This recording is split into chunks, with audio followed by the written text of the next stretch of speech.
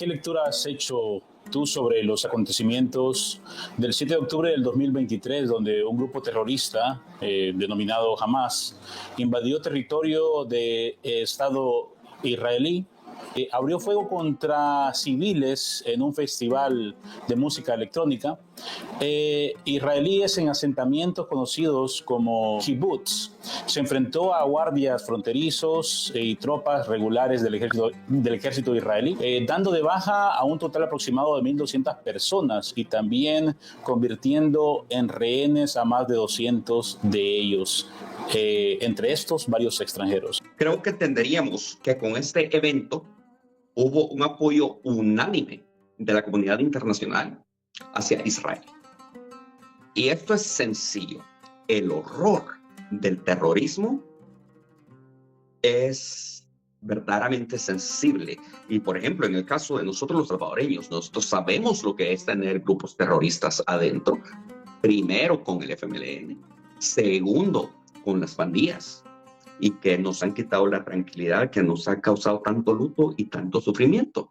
Y así muchísimos pueblos. Las potencias también lo saben. Entonces, la narrativa clara de que Hamas era un grupo terrorista se reafirmó. Estados Unidos, Gran Bretaña, Francia, países de la Unión Europea, la Federación Rusa, China, incluso las potencias que están encontradas ahora con la construcción de este nuevo orden multipolar, inmediatamente se solidarizaron con Israel. Ahora, rápidamente, cuando inician las operaciones militares de Israel en Gaza, empezaríamos a ver un acelerado deterioro de ese apoyo al Estado de Israel. Y esto porque rápido empiezan a surgir eventos que contradicen o se contraponen y violan el derecho internacional humanitario y los derechos humanos. Y aquí he hecho yo una lista. Y esto se los quiero leer textual para que no perdamos ni un solo aspecto. Ha habido una reacción desmedida del Estado de Israel. La destrucción material de las ciudades en Gaza, la interrupción de los servicios básicos, agua y electricidad, bombardeo a hospitales, bombardeo a civiles donde la mayoría de las bajas han sido niños y mujeres. Entendemos que han muerto alrededor de 15,000 a 20,000 niños. Otros son mujeres, hombres, y hay más de 80,000 personas con heridas de gravedad. Entenderíamos que se ha bombardeado en lugares o instalaciones que pertenecen a las Naciones Unidas y donde han muerto más de 190 personas que han trabajado para las Naciones Unidas, no solo para la UNRWA, sino que para otras organizaciones de las Naciones Unidas también. Han muerto periodistas. Se ha coactado o violado el derecho a la libertad de expresión, a la libertad de prensa. Se han bombardeado mezquitas, lo cual constituye un irrespeto a la libertad religiosa. Bloqueo de ayuda humanitaria por colonos y por el mismo ejército israelí. Incentivo a colonos con la protección del IDF, de las fuerzas de defensa israelí, desplazando a palestinos. Ha habido, y esto es muy comprobado, quienes siguen ciertas cuentas de ex se van a dar cuenta que un comprensible pero inhumano poco profesionalismo de las tropas israelíes en el terreno en Gaza, mofándose de los cuerpos, utilizando tanques, utilizando ametralladoras, utilizando lanzagranadas para destruir infraestructura que ya fue previamente dañada, y ellos riéndose, haciendo bromas de mal gusto con prendas de gente a la cual los bombardeos han matado, riéndose y agarrando, y esto a mí me ha impactado mucho, las cabezas de niños muertos, haciendo gestos sexuales contra muertos. Entonces, esto ha servido para deteriorar mucho la imagen de las fuerzas de defensa de Israel, de la IDF. Y es comprensible desde el entendido de que la mayoría de las tropas israelíes que están en acción son reservistas, no son efectivos permanentes del ejército. No, ellos son reservistas. Pero también es amoral porque el pensamiento sionista los vuelve racistas. Y para copar con esta inhumanidad de la cual organizaciones, países, medios de comunicación le acusan al Estado israelí. Tenemos declaraciones infortuitas de Yoav Galán, del ministro de Defensa, de Itamar Ben Gavir, que es el ministro de Seguridad Nacional, del mismo Benjamin Netanyahu, del embajador o representante permanente del gobierno de Israel ante las Naciones Unidas, del ministro de Finanzas, del ministro de Economía, etc. Es como la relatora especial de los derechos humanos para Palestina, Francesca Albanese, lo describe como genocidio sistemático y como violación a la Convención sobre el Genocidio de 1948. Ahora, todo esto ha dado pie a que muchos sectores de la comunidad internacional vengan y empiecen a apoyar la causa palestina cuando antes no estaba en el foco, o ya está en el foco. Y el apoyo a la causa palestina viene por ser, número uno, el apoyo al pueblo palestino, y número dos, el apoyo a la creación del Estado palestino. Entonces tiene dos fases. Como apoyo al pueblo palestino, empezamos a ver como la narrativa de lo que la comunidad internacional reafirmó anteriormente sobre Hamas, que era un grupo terrorista. Ahora ya no es un grupo terrorista. Ahora empiezan a replicar y darle altavoz a lo que los países árabes todo el tiempo han dicho, que Hamas es un grupo de resistencia. La resistencia palestina. Así como fue la Organización para la Liberación de Palestina, así como en su momento fue Fatah. Entonces, esto tiene un componente altamente político, esto no es religioso, esto es político. Que jamás reivindique cuestiones religiosas y tenga móviles religiosos es otra cosa. Pero hoy se conoce como una resistencia a la ocupación ilegal. Y que, por cierto, los asentamientos, sí, ante el derecho internacional, sí es considerado una ocupación ilegal. Ahora, tengo una lista de acciones que se han llevado a cabo por la comunidad internacional, por ciertos actores, en apoyo al pueblo palestino. Y se las quiero leer. En diciembre del 2023, Sudáfrica inicia proceso ante la Corte Internacional de Justicia, alegando que la ofensiva israelí en Gaza viola la Convención de la ONU sobre el Genocidio de 1948. Viene a reafirmar lo que Francesca Albanese dice. Ahora, el 26 de enero de este año, el 2024, la Corte Internacional de Justicia adopta medidas cautelares y ordena a Israel hacer todo lo posible para evitar actos que pudieran constituir un genocidio. Eso quiere decir que ya hay acusaciones de genocidio y ya para ese entonces, para enero, ya habían sospechas de que se estaba llevando a cabo un genocidio sistemático. ¿En cuánto tiempo se deterioró el apoyo que tenía Israel? En 2 meses y medio. Ya estaba bien deteriorado. El 16 de mayo, Sudáfrica denuncia nuevamente ante la Corte Internacional de Justicia que existe una impunidad institucionalizada que permite a Israel continuar con la aniquilación del pueblo palestino y reducir a escombros la mayor parte de la franja de Gaza. Netanyahu está ignorando las medidas cautelares impuestas por el tribunal para evitar un genocidio. Y ahí empieza como una caja de resonancia varios actores de la comunidad internacional a hablar de apartheid. ¿Y por qué apartheid? Porque la causa se inicia por Sudáfrica. Fue quien inicia la denuncia, ¿verdad? Y por el proceso cuestionable que empieza a ver la comunidad internacional. El 21 de mayo, la Corte Penal Internacional solicita orden de arresto contra miembros de Hamas y contra el primer ministro israelí, Benjamin Netanyahu, y el ministro de Defensa, Yoav Gallant, por posibles crímenes de guerra en el conflicto en Gaza. Con la Corte Penal Internacional están suscritos 124 Estados miembros. Israel no. Sale el fiscal de la Corte Penal Internacional, Karim Khan, aparte de anunciar que está solicitando la orden de arresto para estos miembros de Hamas y del gobierno israelí, también habla que toda amenaza o toda presión sobre los jueces de la Corte tiene que terminar.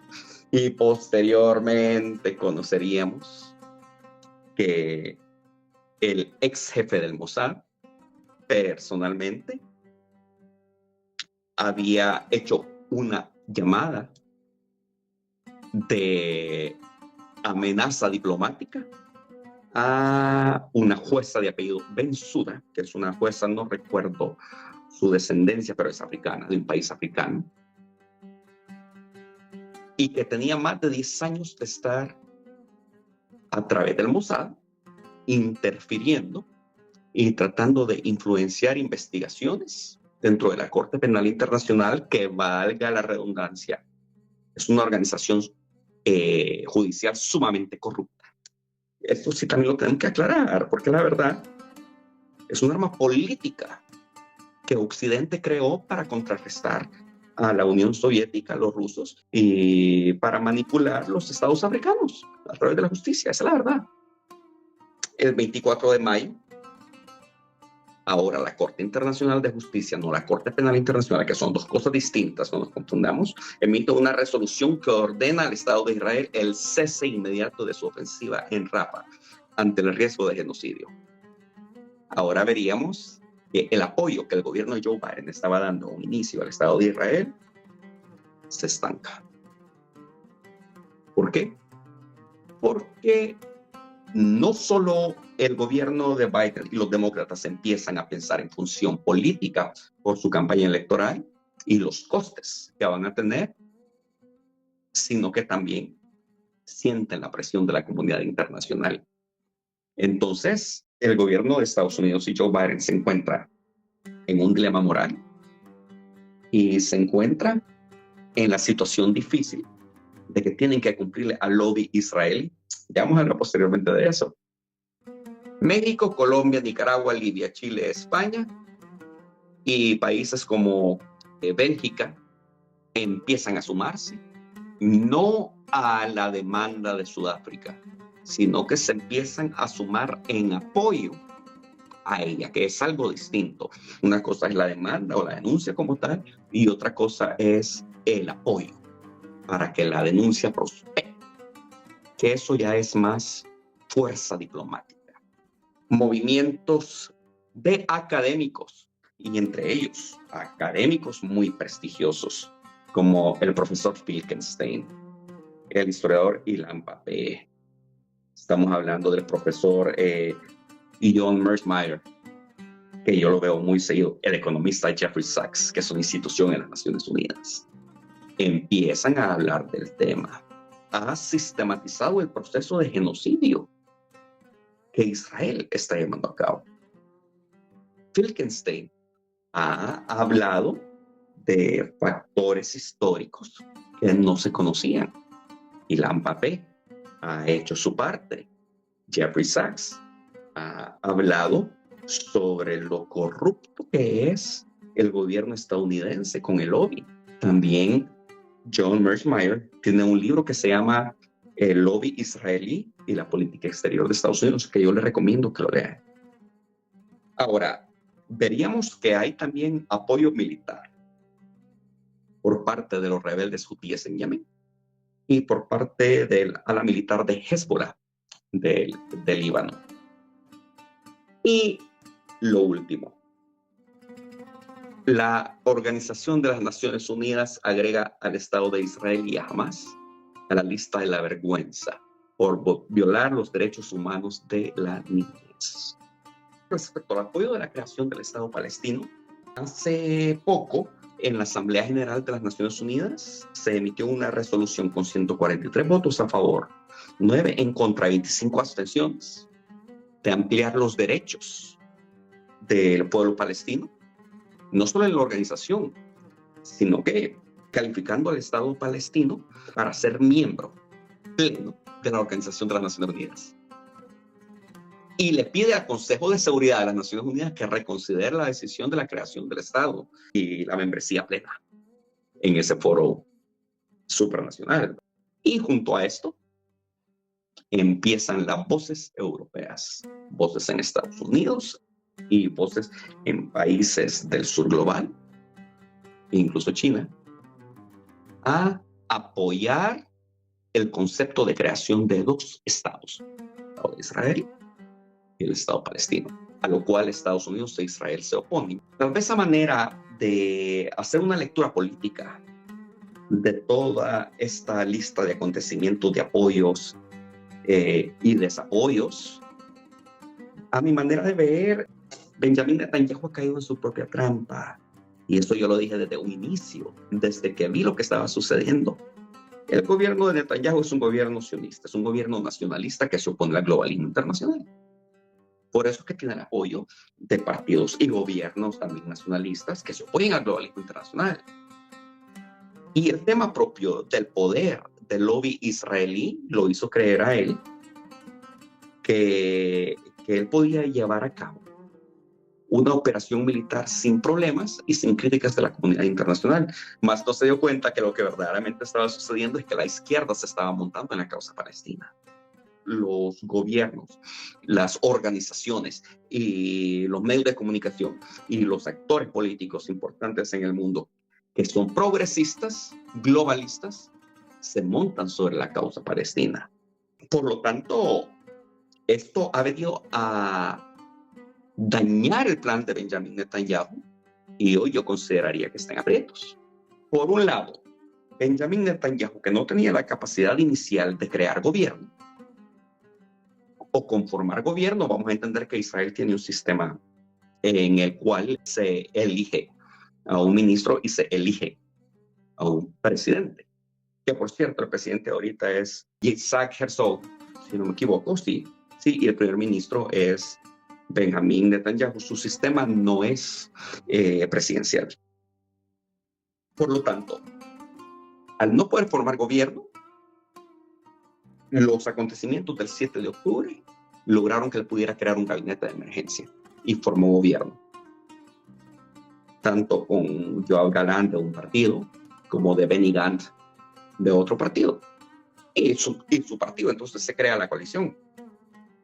Ahora el problema es que Benjamín Netanyahu sabe que con toda la presión internacional y con causas judiciales o causas criminales abiertas en su contra y con ciertos actores de la comunidad internacional muy poderosos en la zona como lo de China y como lo de Rusia, entonces si él pierde el poder va a ser juzgado, va a tener que rendir cuentas.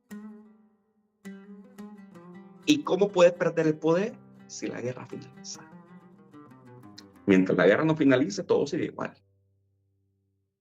Pero una vez la guerra finalizada, su gobierno se va a disolver.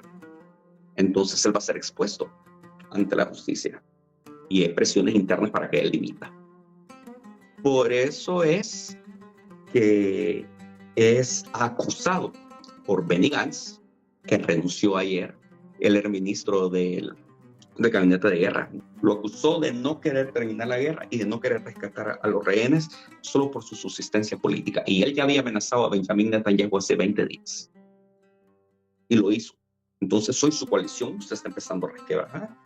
Y si bien el rescate de 4 rehenes que tenía Hamas ha sido bien visto por una parte de la población, pues ha sido mal visto que ellos mismos con sus bombardeos hayan ultimado a 3 rehenes por error.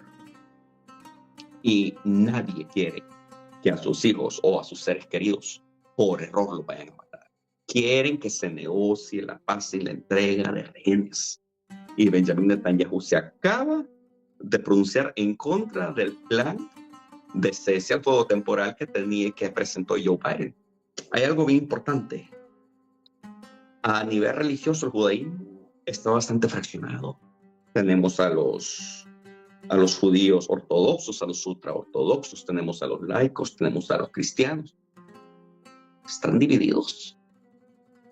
Y cuando hablo de los cristianos, no me refiero a católicos y protestantes, no, me estoy refiriendo a los judeocristianos, que también están divididos internamente, ¿verdad?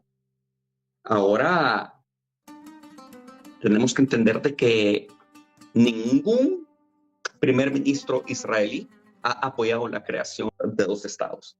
Tal vez Ben Gurión sí lo hizo al inicio, Pero después de la Guerra de los 6 días en 1967, ya cuando viene el Estado israelí y toma control de la zona de Cisjordania o West Bank, como le llaman en inglés, que ellos le llaman Hebrón, y de la zona de Gaza, que la arrebatan a Egipto.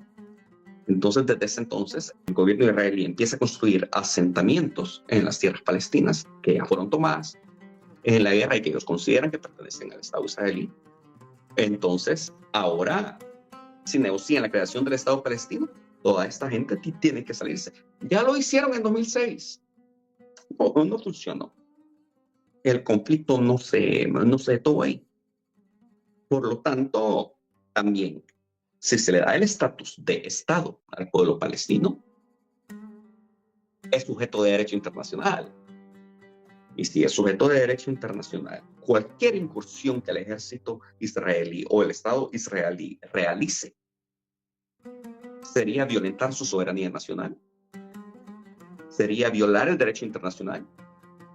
Y las Naciones Unidas y la comunidad internacional, con los antecedentes que ha dejado esta operación militar, van a querer intervenir.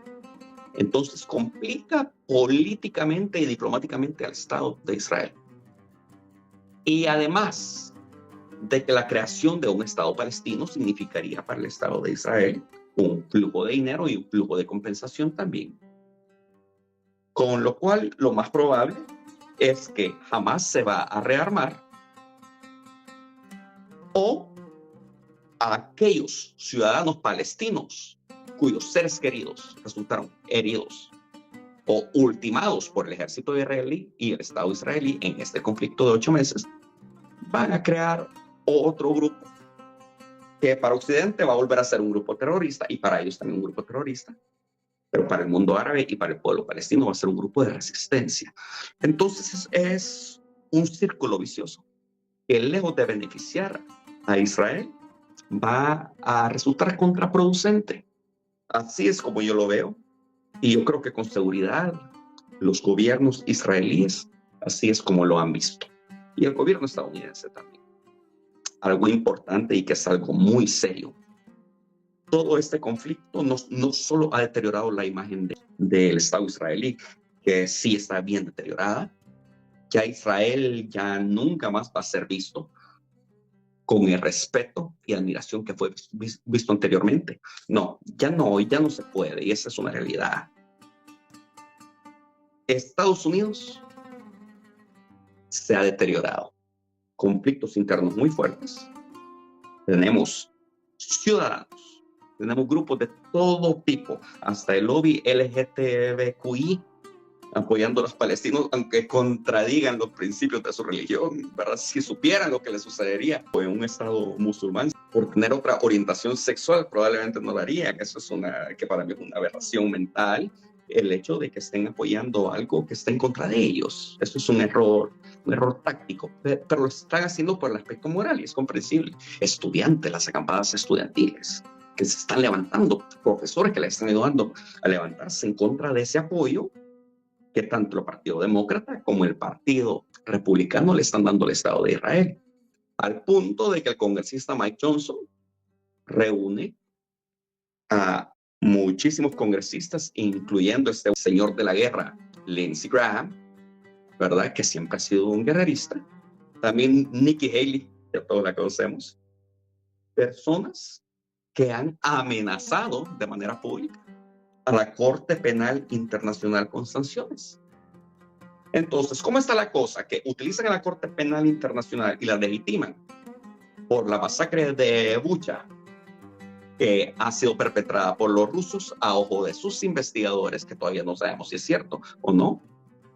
Legitiman ese proceso e instrumentalizan a la Corte Penal Internacional en contra de Rusia por motivos geopolíticos, pero hoy la quieren sancionar porque le ha llegado la hora a la Corte Penal Internacional de sancionar a su mejor aliado en el Medio Oriente.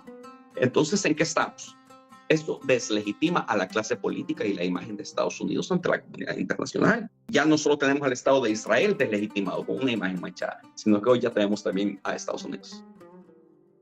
Puedes encontrar este podcast en la plataforma de podcast en español eBooks. También puedes encontrarme en redes sociales X, @JuanGolcher1. Si te gusta el contenido de este programa y crees que es importante que otros lo conozcan, te pedimos que por favor compartas. Y si es tu gusto, puedes dejar una donación a través de Stripe